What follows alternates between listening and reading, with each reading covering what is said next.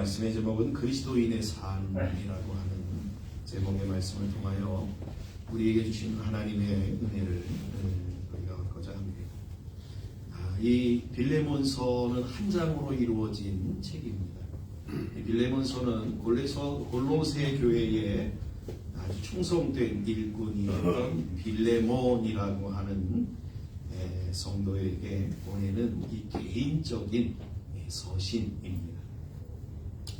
개인적인 서신을 보낼 때에는 이 개인의 신앙의 유익을 줘야 되겠다라고 하는 의도를 갖거나 아니면 상대방이 처하고 있는 어떠한 환경과 어떠한 또 삶의 또 이 갖고 있는 내용들을 어떻게 하면 해결할 수 있는가라고 하는 것들을 권면해 주기 위하여 보통 이 편지를 보내는 것이 일반입니다. 그런데 빌레몬서는 빌레몬에게 개인적으로 바울이 어떠한 특별한 부탁을 하기 위하여 보내는 편지입니다. 그래서 좀 다른 편지하고는 좀 내용이 좀 다르다 이렇게 말씀을 드릴 수 있습니다. 그 내용은 이렇습니다. 빌레몬에게는 오네시모라고 하는 종이 있었는데 무슨 이유인지는 모르겠습니다만은 오네시모가 빌레몬의 집에서 도망을 친 것입니다. 빌레몬 당시의 사회는 로마의 노예제도가 여전히 합법적으로 공인되어서 존속하고 있는 그러한 시대였기 때문에 이 노예제도, 사람들이 노예를 갖고 이 노예를 이렇게 부리는 것들은 아주 당연시 여기던 시대였습니다. 그래서 이때 당시에 노예가 얼마나 되냐면 무려 10,000명 정도가 되었다. 이렇게 보고가 되어지고 있습니다. 이 노예들은 주인의 사유재산에 불과한 것으로 그들의 생명을 포함한 모든 권리는 주인이 임의대로 처리할 수 있는 그야말로 노예는 물건과 같다. 이러한 시대였습니다. 특히 도망간 노예에 대한 처벌은 잔인할 정도였습니다.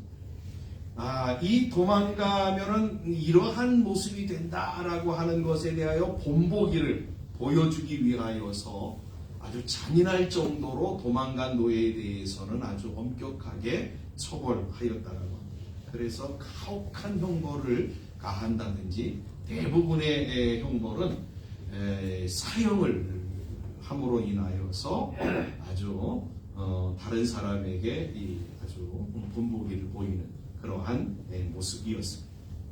빌레몬은 이러한 사회적 배경 속에서 아마도 노예들을 소유하고 있다라고 하는 것은 그가 어느 정도 사회적인 지위를 갖고 있는 부유한 사람이었다라고 하는 것을 아마 보여주는 내용이라고 할 수 있습니다. 이러한 상황에서 주인에게서 노예가 도망칠 수 있는 상황이 어떠한 상황에서 도망칠 수 있는가를 봤더니 몇 가지를 우리가 생각해 볼 수가 있습니다.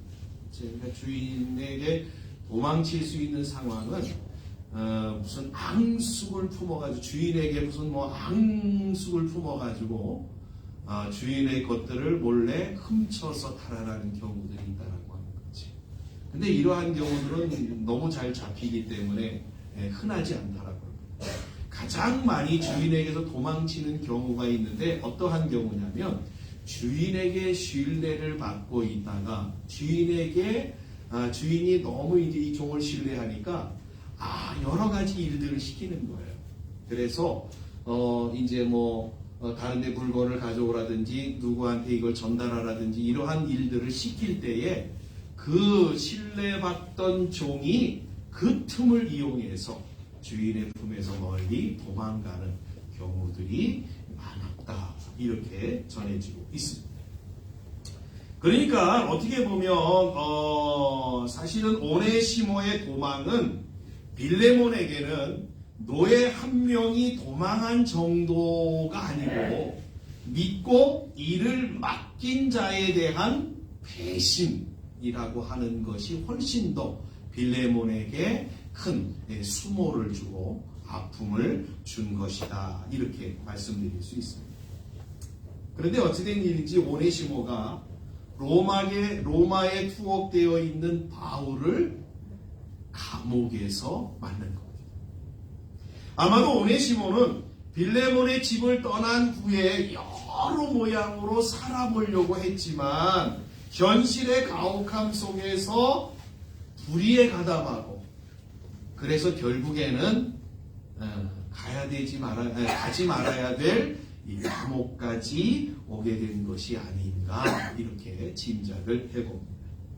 복음을 전하다가 잡힌 바울은 자신이 로마 사람이다라고 하는 것을 빌미로 로마에 오게 되었고 첫 번째로 잡힌 상황에서 그는 로마 시민이라고 하는 것 때문에 또한 사람들에게 인정을 받고 또 거기에 더하여 하나님의 주시는 은혜로 말미암아 그는 감옥 안에서도 자유로운 행동을 할 수 있는 그러한 은혜를 얻어서 마음껏 많은 사람들을 찾아다니면서 복음을 증거했습니다. 그러던 중에 만난 사람이 바로 누구였냐면 오네시모였던 것이었습니다. 바울이 빌레몬서 12절에서 오네시모를 뭐라고 부르냐면 이렇게 부르고 있어요. 한번 볼까요? 12절에 보면 이렇게 증거합니다. 내게 그를 돌려보내노니 그는 내 신복이라. 이렇게 증거합니다. 근데 여러분 성경에 보시면 신복이라고 하는 단어에 이렇게 숫자가 하나가 기록되어져 있을 거예요. 그렇죠. 거기에 이제 나나주라고 하는 맨 밑에 주석에 보시면 작은 깨알 같은 글씨로 성경 맨 밑에 보시면 뭐라고 되어 있냐면 그 신복이라고 하는 단어를 해석하기를 심장 이렇게 해석을 하고 있음을 보게 되겠죠. 그렇죠. 그러니까 바울이 오네시모를 가리켜 빌레몬에게 뭐라고 얘기를 하냐면 저 사람은 나의 심장과도 같은 사람이다 라고 얘기해요. 심장과도 같다는 얘기가 뭘까요? 금방 이해가 되시겠죠? 저 사람은 나에게 얼마나 소중한지 이제는 정말 뗄 수 없는 내게서는 없어서는 안 되는 귀중한 사람이다 이렇게 이야기를 하고 있다라고 하는 거예요. 또한 10절에 보시면 이 오네시모를 바울이 뭐라고 얘기를 하냐면 이렇게 얘기를 해요. 갇힌 중에서 낳은 아들 오네시모 이렇게 증거하고 있습니다. 그러니까 이 10절의 말씀을 통하여서 오네시모가 바울을 만남으로 인하여서 어떠한 사람이 되었는가라는 것을 우리가 분명히 확인하게 되었죠. 그렇죠? 그러니까 바울을 만나기 이전에는 그가 그리스도를 모르고 하나님을 전혀 모르던 그러한 사람이었다는 거예요. 그러니까 그가 불의에 가담하고 그릇된 길로 살아가던 사람이었는데 바울을 만남으로 인하여서 그리스도인이 되었고 하나님을 믿는 하나님의 자녀가 되었고 그러므로 인하여서 그의 삶이 바르게 규정되어진 사람이었다라고 하는 것을 우리는 이 말씀을 통해서 확인하게 되어집니다. 이렇게 회심한 오네시모는 감옥에서 바울의 전도 사역을 돕는 일을 하였던 것 같습니다. 오네시모의 지나온 과거사를 듣고 그가 빌레몬의 집에 종으로 있었던 사실을 안 바울은 그를 빌레몬에게 돌려보내기로 결심합니다. 바울이 오네시모를 빌레몬에게 돌려보내려고 하는 이유를 본문 15절과 16절에서 이렇게 증거하고 있습니다. 한번 볼까요? 15절에 볼까요? 아마 그가 잠시 떠나게 된 것은 그러니까 바울에게서 잠시 떠나게 되어지는 것은 너로 하여금 빌레몬으로 하여금 오네시모를 나에게 영원히 두게 함이니라 이렇게 바울이 이야기하고 있다는 거예요. 그러니까 바울이 빌레몬에게 오네시모를 보내는 이유는 어디에 있냐면 영원히 있도록 하기 위해서다 이렇게 증거하고 있습니다. 또 16절을 볼까요? 16절에 보니까 이렇게 증거하죠. 이후로는 종과 같이 대하지 아니하고 종 이상으로 곧 사랑받는 형제로 둘 자라, 이렇게 성경이 이야기하고 있습니다. 그렇죠? 그러니까 바울이 빌레몬에게 오네시모를 보내는 두 번째 이유는 그를 종으로 두지 아니하고 형제로, 사랑받는 형제로 두기 위함이다, 이렇게 증거하고 있습니다. 우리는 보통 이런 생각을 하죠. 오네시모를 빌레몬에게 보내면 오네시모 죽는 거 아닙니까? 그렇죠? 오네시모 죽는 거 아니에요? 그러면 바울의 사역에 그토록 많은 도움을 주었던 오네시모가 죽으면 바울이 잘못 생각한 건 아닌가? 잘못 판단하고 결정한 건 아닌가? 왜냐하면 바울의 사역에 마이너스가 되어지기 때문이다.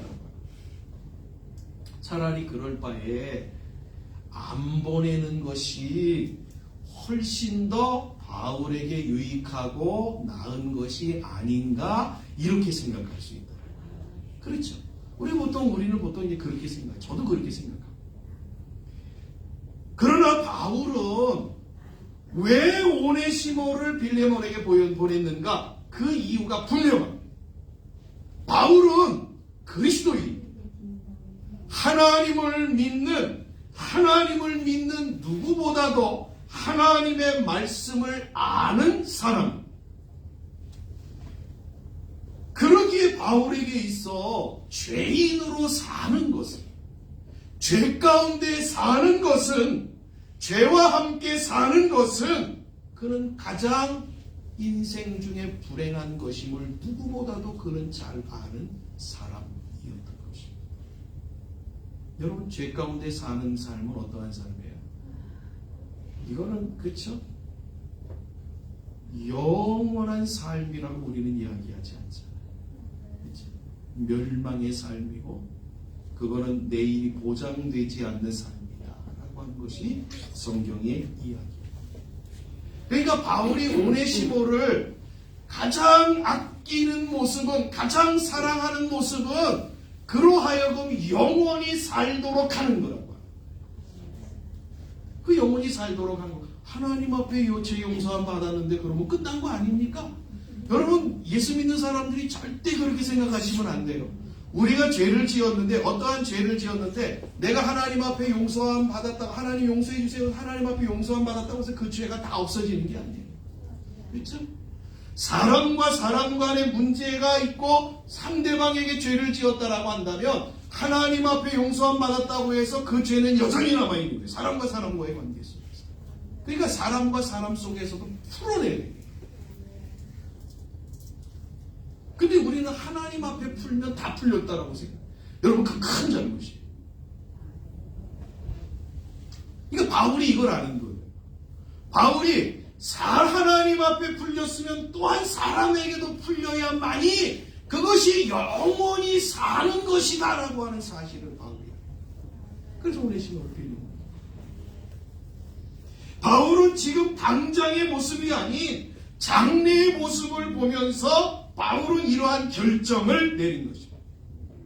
바울이 지금 당장에 자신의 필요로 인하여 오네시모를 돌려보내지 않았다라고 한다면, 오네시모는 여러분, 바울을 열심히 보조하고 복음 사역에 열심히 일조하였다 할지라도 그는 여전히 어떠한 상황에 있었냐면 죄 문제를 해결하지 못한 상황 가운데 있는 존재입니다. 그러기에 그는 죄의 문제를 해결하지 못한 존재들은 항상 어떠한 상황에서 사냐면 두려움과 불안과 공포와 미래가 없는 삶에서 살아가게 되어지는 거예요. 그러니까 오네시모를 바라볼 때 바울이 가장 사랑하는 모습은 뭐예요? 그 죄의 문제를 해결해 주는 거예요. 그게 최고의 문제. 이것은 우리에게 이러한 교훈을 줍니다. 우리 인생에 가장 중요한 것이 무엇인가? 우리 인생에서 가장 먼저 풀어야 되는 내용이 무엇인가?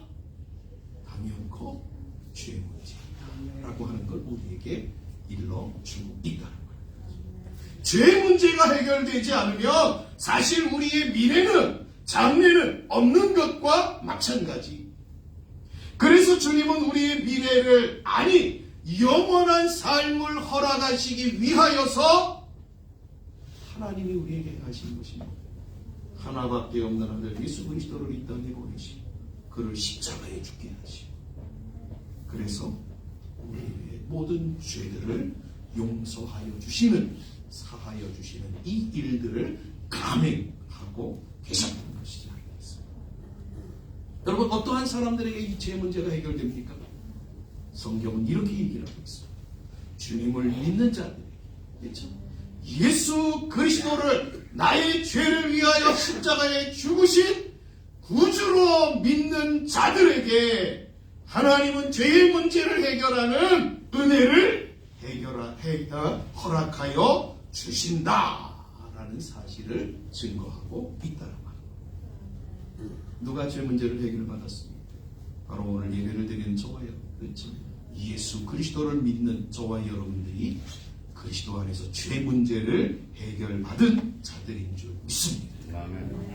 바울은 오네시모의 손에 편지를 들려서 빌레몬에게 보냈습니다.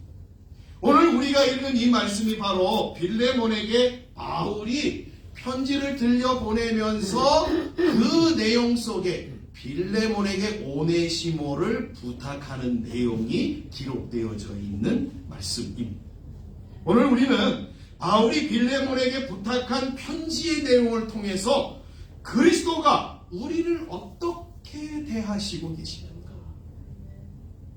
우리가 그리스도로 인하여서 어떠한 은혜를 받았는가 라는 사실을 한번 좀 우리가 생각해요. 또요, 그리스도로부터 은혜를 받은 우리가 어떻게 다른 사람들과 또 세상을 향하여서 어떠한 자세를 가져야 되는가라는 것을 한번 우리가 살펴보려고 합니다. 첫째로 바울은 빌레몬에게 편지를 보낼 때에 사도적 권위가 아닌 사랑으로 권면하고 있음을 보게 되어집니다. 본문 9절의 말씀이 이렇게 증거하고 있습니다. 바울은 이렇게 증거하죠. 한번 9절을 볼까요? 도리어 사랑으로서 간구하노라, 이렇게 증거합니다. 8절에 보시면 그 앞에 내용이 더 이제 추가가 되는데, 이러므로 내가 그리스도 안에서 아주 담대하게 내게 마땅한 일로 명할 수도 있으나, 이렇게 증거하고 있음을 보게 되어집니다. 지금 이 편지를 보내는 바울이 자신을 가리켜서 표현하는 내용들이 있습니다. 구절을 한번 다시 보겠습니다. 네, 도리어 사람으로서 간구하노라, 나이가 많은 나 바울은, 이렇게 이야기를 하고 있음을 보게 되어집니다. 지금 빌레몬에게 바울이 편지를 보내면서 지금 어떠한 단어를 쓰고 있냐면, 도리어 사랑으로서 너에게 간구한다, 너에게 간절히 청한다 라고 하는 단어를 쓰고 있습니다. 또요, 그 다음에 어떠한 단어를 쓰고 있다고요? 나이가 많은 나 바울은, 이렇게 이야기하고 있다라고 합니다. 이 말은 바울이 지금 빌레몬보다 훨씬 더 연장자임을 이야기하고 있는 거예요. 그렇죠? 이따가 이제 바울과 빌레몬의 관계가 어떠한 상황인가를 설명을 드리겠습니다만은, 바울이 빌레몬에게서는 훨씬 더 연장자임을 성경이 지금 바울이 스스로 이야기하고 있는 거예요. 또요, 바울이 그럼에도 불구하고 내가 훨씬 더 연장자임에도 불구하고 자기보다 낮은 그 사람에게 간절히 부탁을 하고 있다라고 하는 거예요. 사실 바울과 빌레몬의 관계에 대해서 8절이 뭐라고 증거하고 있냐면, 앞에 말씀에서 우리가 읽었던 것처럼, 그렇죠? 마땅한 일로 명할 수도 있는 그러한 관계였습니다. 다시 말씀드리면, 바울은 교회의 영적 지도자로서, 그리고 연장자로서, 또한 복음으로서 바울은 빌레몬을 낳은 영적 아비로서 바울은 빌레몬에게 명으로 이러한 일들을 처리할 수 있었던 위치에 있었던 사람이었습니다. 그럼에도 불구하고 바울은 자신이 가지고 있는 권위를 사용하거나 내세우지 않았습니다.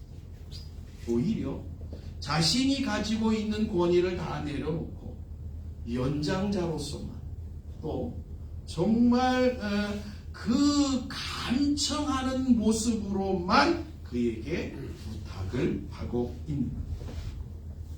자신의 명령에 의하여 이루어질 수도 있지만 바울은 오네시모에 대한 빌레몬의 자발적인 용서와 사랑을 기대하는 마음으로 간청하는 방법을 택한 것입니다. 여러분, 이것은 우리에게 누구의 모습을 우리에게 비춰주고 있냐면 그리스도의 모습을 우리에게 보여주는 내용이라고 할 수 있어요. 예수 그리스도는, 하나님의 아들이신 예수 그리스도는 우리를 구원하기 위하여서 하늘의 영광을 버리고 우리를 찾아오셨습니다. 그리고 우리를 부르시고 또 부르신 그들을 구원하시는 모든 일들을 주님이 감당하셨습니다. 그런데 그러한 예수님의 모습 속에서 사람들을 찾아오고 사람들을 만나고 그들을 대하시고 그들을 구원하시는 모든 예수님의 행적들과 그의 모습들 가운데서 보시면 그 예수님은 자신이 하나님의 아들이다라고 하는 것들을 가지고 그들을 대하심보다는 도리어 그들을 긍휼히 여기시고 치견히 여기시고 불쌍히 여기시고 안타깝게 여기시는 이 사랑의 모습으로 끊임없이 그들을 대하시고 있다라고 하는 사실을 우리는 발견하게 됩니다. 내가 하나님의 아들인데 라고 하는 이러한 권위적인 자세가 아니라 하나님의 아들임에도 불구하고 종의 모습을 갖고 예수님은 사람들을 만나고 그들과 어울리고 그들의 아픈 부분들을 어루만져주는 모습으로 예수님은 사람들을 찾아오셨다. 여러분, 바울의 모습이 어디에서 이러한 모습을 갖게 되었을까요? 바울이 어떻게 자신의 권위를 다 내려놓고 정말 부탁하는 간청하는 모습으로, 이러한 모습으로 빌레몬을 대하고 있는 것입니다. 답은 하나입니다. 바울이 누구에게서 그 모습을 배웠기? 예수 그리스도를 통해서 그 모습을 배웠기 때문인 것입니다. 그렇죠? 그러니까 바울은 예수 그리스도의 거울이에요. 여러분, 이러한 모습을 통하여서 우리 성도가 다른 사람들이나 세상을 향하여 보여주어야 할 모습이 어떠한 모습인가라는 것을 오늘 말씀을 통해서 우리가 저는요, 여러분들이 예수 그리스도를 전할 때 복음은 반드시 사랑이라고 하는 그릇에 담아야 한다라고 생각하고 늘 말씀을 드렸습니다. 물론 때로는 복음을 가지고 세상을 명하고 호령해야 할 때가 있습니다. 이사야나 예레미야 그리고 호세아나 세례 요한과 같은 선지자들처럼 하늘에서 당장 불이 떨어질 것처럼 복음을 증거해야 할 때가 있습니다. 그때가 아마 도래할지도 모르겠습니다. 그러나 지금은 그런 때는 아직 아닌 것 같습니다. 아직도 복음은 사랑이라고 하는 그릇에 담아서 전달하셔야 합니다. 우리가 주님의 구원과 사랑을 받은 자들이라고 한다면 우리는 그렇게 이 바울처럼, 그렇죠? 주님으로부터 배운, 바울을 통해서 우리가 배운 이 복음을 정말 나누어내는 이러한 모습, 이러한 모습으로 우리는 사람들에게 다가가야 된다라고 하는 사실을 배우게 됩니다. 종교개혁자 마틴 루터는 1522년 이 빌레몬서를 주석하면서 그 서문에다가 이렇게 기록하였다라고 합니다. 그리스도가 성부 하나님과 연합하여 우리를 위해 일하셨던 것처럼 바울과 빌레몬도 연합하여 오네시모를 위해 일했다. 우리가 믿음을 가지고 있다면 우리는 모두 그분의 오네시모이다. 여러분, 우리가 예수 그리스도를 믿고 하나님의 자녀가 되어진 것 우리의 잘남에 의해서 한 결과가 아니라는 거죠. 누군가에 의해서, 나의 누군가의 빌레몬과 나의 누군가의 바울과 나의 누군가의 그리스도에 의하여서 내가 되어진 거예요. 성도가 되어지고 하나님의 자녀가 되어지고 하나님의 백성이 되어졌다라고 하는 사실을 지금 루터가 이야기해 주고 있습니다.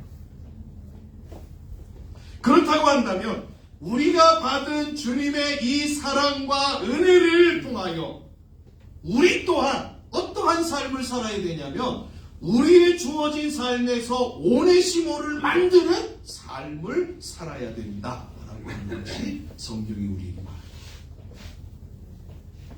어떻게 오네시모를 만드냐고요? 이거지.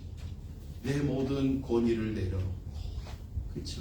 바울이 사도적 권위를 내려놓고 사랑으로 사람들이 빌레몬을 만난 것처럼, 그렇죠? 우리가 사람들을 만날 때, 하나님을 모르고 그리스도를 모르는 사람들을 만날 때에 우리의 모든 권위를 내려놓고 그리스도의 온전한 사랑만 가지고 그들을 만나는 거예요. 이게 바로 이 말씀을 통해서 우리에게 가르치고 있는 내용이다.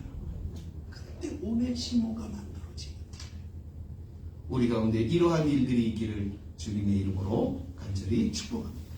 둘째로 바울은 빌레몬에게 오네시모를 유익한 자 이렇게 이야기해 주고 있음을 보게 되거든요. 본문 11절입니다. 11절을 보겠습니다. 그가 전에는 내게 무익하였으나 이제는 나와 내게 유익함으로 이렇게 적어놨습니다. 여러분, 오네시모라고 하는 이름의 뜻이 뭔지 아세요? 오네시모라고 하는 이름의 뜻이 어떤 의미를 갖고 있냐면 유익한 자라고 하는 의미입니다. 보통 예전에는요, 이 노예를 데리고 있는 주인들이요, 노예가 태어나면 그 이름을 어떠한 이름으로 가장 많이 짓냐면 오네시모라고 하는 이름으로 가장 많이 짓는 거예요. 그러니까 오네시모는 종들 가운데 아주 그냥 보편적인 이름인 거예요. 그러니까 저 종이 태어나면 주인에게 유익을 주는 자가 되었으면 좋겠다라고 하는 의도에서 그 이름을 오네시모로 이렇게 많이 짓는다고 합니다. 그런 오네시모가 이름값을 못하고 반대로 빌레몬에게 무익한 종이었습니다.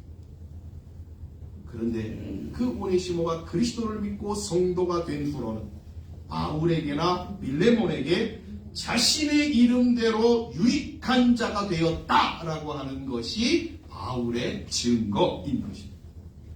무익하다라고 하는 이 말은 어떠한 의미를 갖고 있냐면요, 아무짝에도 쓸모없다, 어떤 것에도 쓸모없는 존재라는 의미를 갖고 있습니다. 그러니까 어떠한 의미를 갖고 있냐면요, 누구에게든지 어떠한 사람에게도 이 무익한 자는 누구와 만나고 누구와 접촉하고 누구와 관계하면 반드시 그 사람에게 해를 끼치는 사람, 이라는 의미를 갖고 있습니다. 여러분, 예수 믿는 사람은 무익한 자가 되서는 안 돼요. 우리가요, 예수 믿는 우리가 다른 사람하고 만날 때 그 사람에게 상처 주고 아픔 주고 그 사람을 만나기 싫어하는 사람, 저 사람은 꼴도 보기 싫은 사람, 저 사람은 가까이 있기도 싫은 사람, 이러한 사람이 되시면 안 돼요. 그게 바로 무익한 사람. 그렇죠? 여러분, 우리는 어떠한 사람이 돼요? 유익한 사람이 돼요. 유익하다라고 하는 말은 이러한 의미를 갖고 있어요. 매우 유용하게 사용하기 쉬운. 우리는 이러한 어떠한 생각들을 갖고 있냐면, 예수 믿는 사람들이 사랑으로 많은 사람들을 대해준다고 하면 그 사람들이 우리를 어떻게 해요? 깔본다든지 우리를 너무 쉽게 알고 그래서 막 이용하려고 한다든지 막 이러한 경우들을 당할 때에 어떠한 분들은 그거에 대단히 상처를 많이 받는 경우들이 있다라고 합니다. 오늘 다시 한번 말씀을 드리는데, 유익하다라고 하는 것은 이러한 의미를 갖고 있어요. 저 사람이 나를 이용한다라고 할지라도 끊임없이 어떻게 해요? 그리스도의 사랑으로 이용당해 주는 거예요. 이게 성경이 말하는 유익한 자이다 라고 이야기해요. 여러분, 우리가 하고 있는 모든 일들은 다 하나님이 보는 것입니다. 그렇죠? 하나님이 하시는 이러한 오네시모가 무익한 종에서 유익한 자가 되었다라고 하는 것의 근거가 어디에 있습니까? 답은 하나잖아요. 그가 예수 그리스도를 믿고 구원받은 자가 되었다라고 하는 것이 근거입니다. 과거에는 다른 노예들처럼 눈가림만 하고 어찌하든지 피할 길을 찾았던 자였지만 그리스도를 구주로 모신 뒤에는 진정한 순종과 봉사로 모든 일을 죽게 하듯 최선을 다하는 자로 성도들의 본이 되었음을 보여주는 내용이 바로 유익한 자라는 것. 또한 유익하게 되었다라고 하는 말은 오네시모의 일반적인 삶의 모습만 변한 것이 아니라 자신의 사역에 유익한 자가 되었다라고 하는 것을 말해주므로 복음 사역이라고 하는 특수 영역에서도 유용한 사람이 되었음을 보여주고 있는데요. 그러니까 유익하다라고 하는 말은 두 가지로 여러분이 이해를 하셔야 돼요. 어떤 거예요? 사람이 바뀐 거예요. 여러분, 신앙이라고 하는 거는, 우리의 신앙이라고 하는 건 신앙의 무슨 종교적인 열심이 드러나는 것이 신앙이 아니고, 잘 기억하세요. 종교적인 열심이 드러나는 게 신앙이 좋아지고 그 사람이 변화된 게 아니라는 거예요. 아셨죠? 신앙이라고 하는 것은, 변화라고 하는 것은 우리의 어떠한 인격과 삶이 바뀌어지는 거예요. 아셨죠?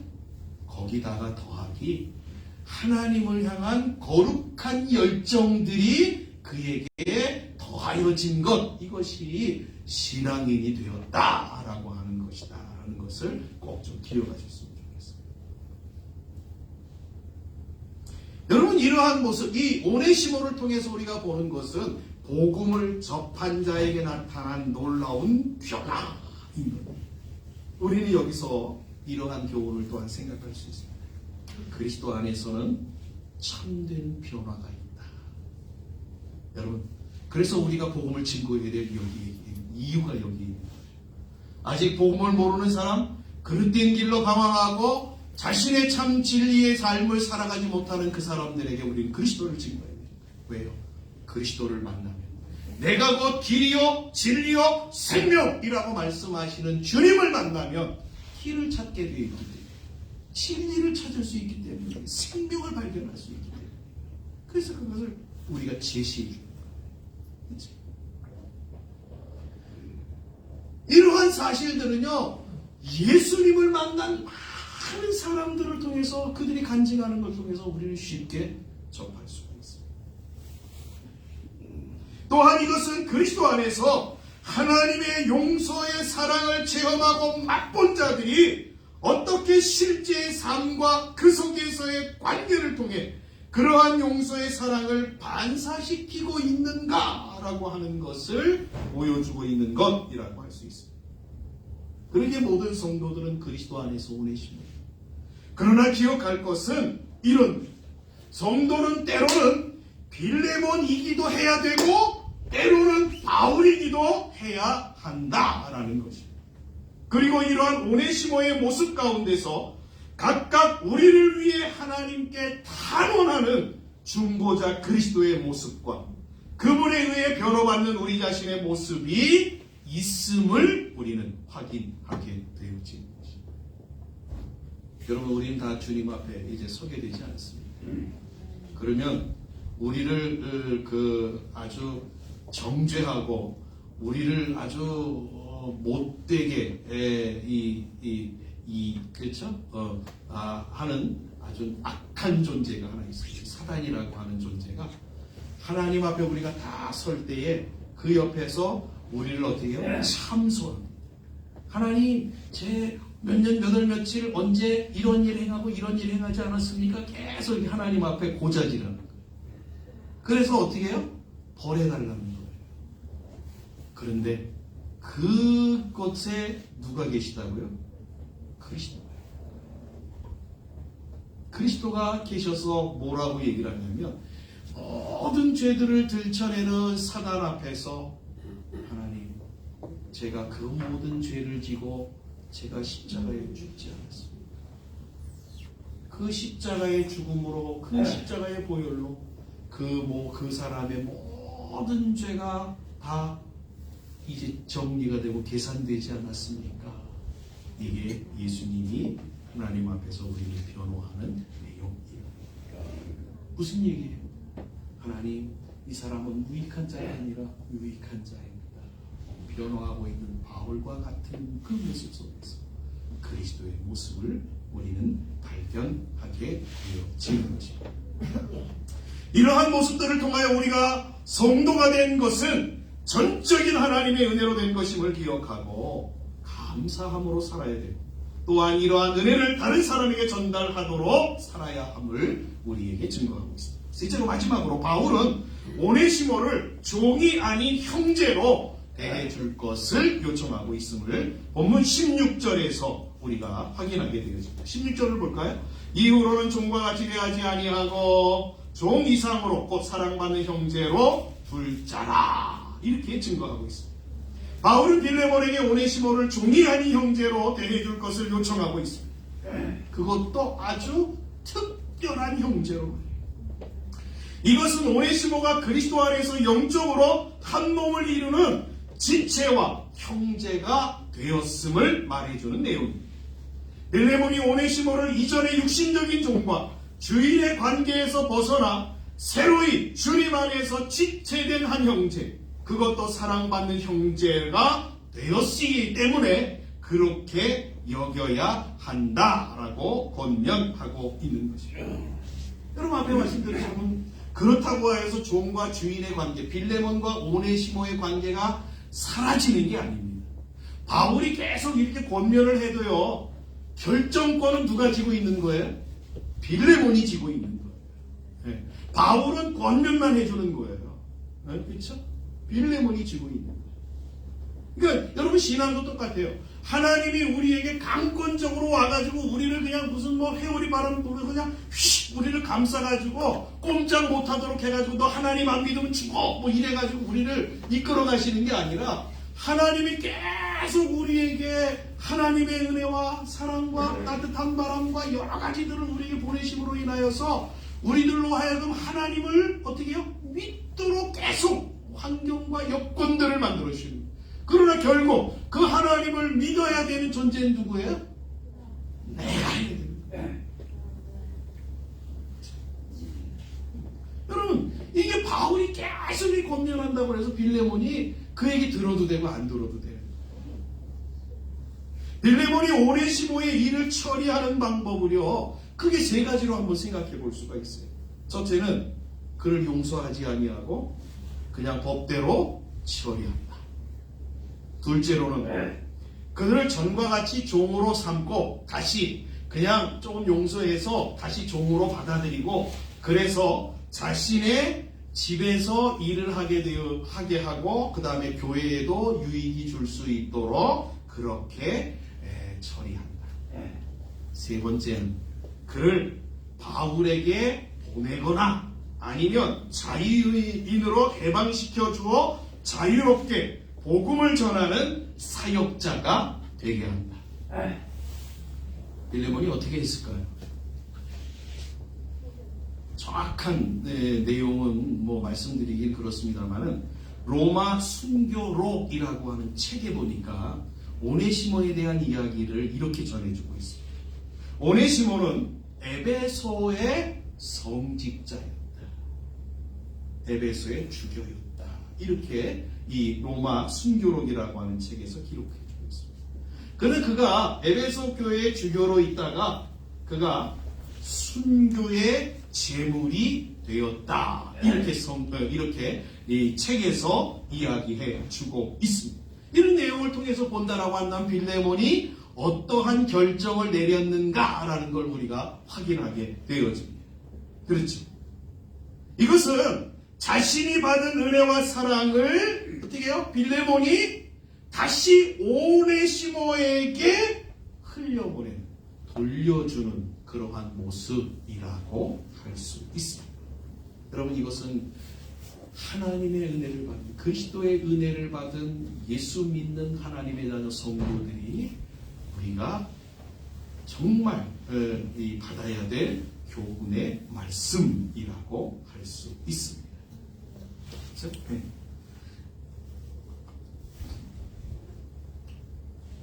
말씀을 정리하겠습니다. 바울은 과거에 하나님의 은혜와 사랑을 경험한 자였습니다. 그리고 그 은혜와 사랑을 빌레몬에게 흘려보낸 자였습니다. 빌레몬은 지금 자신이 받은 은혜와 사랑을 오네시모에게 실천하고 흘려보내게 하는 자였습니다. 오네시모는 미래에 하나님의 은혜, 자기가 받은 하나님의 은혜와 사랑을 흘러가게 할 자로 성경은 우리에게 증거하고 있습니다. 그렇죠? 여러분, 그 가운데 또 다른 오네시모, 저와 여러분들이. 우리는 과거에 누구를 통해서요? 수많은 신앙의 선배들과 그리스도를 통해서, 하나님을 통해서 우리는 하나님의 은혜를 받은 자예요. 그 은혜를 우리는 빌레몬처럼 오늘 우리의 주어진 삶에서 나와 만나는 사람들에게 흘려보내야 될 자들로 하나님이 우리를 선택하여 부르셨습니다. 여러분, 그러면 내가 하나님의 받은 은혜와 사랑을 흘려보낼 때 그 사람은, 그 은혜와 사랑을 받은 자는 바로 오네시모가 되는 거예요. 그러면 그 오네시모를 통해서 또 다른 오네시모가 계속해서 하나님은 이 땅에 만들어 내십니다. 어떤 시골 교회 목사님이 있었습니다. 그 목사님은 교인이 한 명이에요. 교인이 딱 한 명이었는데 그 여자 집사님인데, 그 여자 집사님이 자기의 아들 하나를 데리고 계속 교회를 끊임없이 그 교회를 지키는 거예요. 목사님이 이 집사님 하나 때문에 그 아들, 둘이죠. 둘 때문에 교회를 떠나지 못하고 계속 그 교회를 30년 동안 지켰습니다. 근데 문제가 어디 있냐면, 이 집사님이 이제 점점 나이가 드시지만은 아들이 점점 자라나는 거예요. 청년이 돼서. 그래서 이 청년이 자기가 하나님 앞에 내가 목사가 되겠다, 이게 소원을 하고 신학교를 가서 자기가 이제 목사 안수를 받고 자기가 개척을 해서 목회를 해요. 그렇죠? 근데 그 교회가 제가 듣기로는 400명인가 모이는 교회가 됐다고 합니다. 여러분, 이게 어떠한 내용을 이야기하고, 목사님을 통해서 하나님으로부터 받은 이 은혜, 그렇죠? 이 은혜를 바울처럼 빌레몬처럼 목사님이 흘려보냈기 때문에 가능한 일이에요. 그렇죠? 또한 이 목사님을 통하여서 오네시모가 된 이 아들이, 집사님의 아들을 통해 그 또 다른, 하나님께서 또 다른 은혜를 다른 오네시모에게 전달함으로 인하여서 하나님의 나라를 세워나가는 이러한 모습을 우리에게 보여주고 있다라고 말씀드립니다. 저와 여러분들이 이 말씀을 기억하시고 우리의 오늘 주어진 삶은 한 가지입니다. 그렇죠? 우리가 받은 은혜를 멈추게 하지 마시고, 그렇죠? 나눠내시고 이러한 삶을 살아가시면 또 다른 오네시모를 통하여 하나님의 나라가 영원히 세워지게 될 것입니다. 그러한 일에 귀하게 쓰임받는 저와 여러분 모두가 되어지시기를 주님의 이름으로 간절히 축복합니다. 아멘. 기도하겠습니다.